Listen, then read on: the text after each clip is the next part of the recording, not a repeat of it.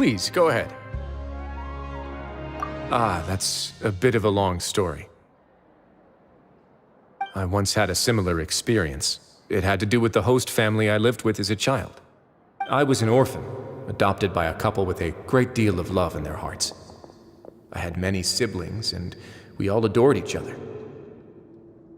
Once we were older, Mom and Dad would turn us over to be individually adopted by families of greater means, and go on to adopt more young children. They were perfect parents. Or so I thought. And then?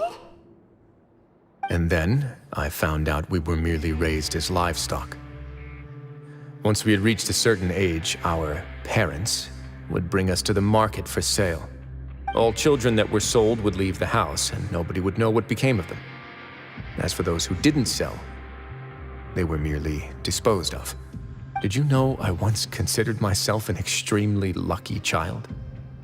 And all of my friends, all of my siblings, they all felt this way as well. I was also not the first to find out about the truth.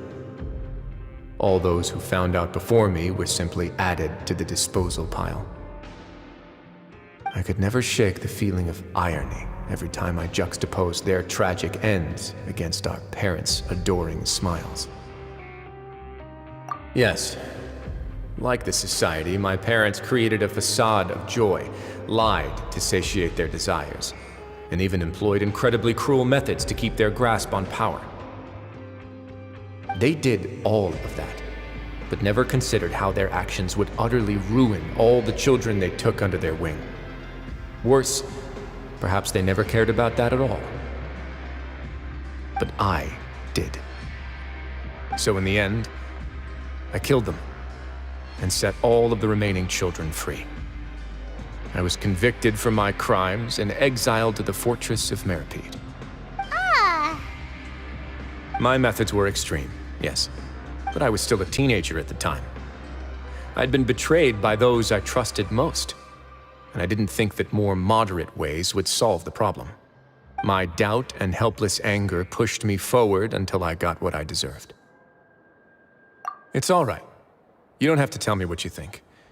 I've already committed to this path, regardless of what anyone may say about it. The least I can do is to make sure that the same tragedy will not happen again in my new home. Sorry to disturb you, everyone.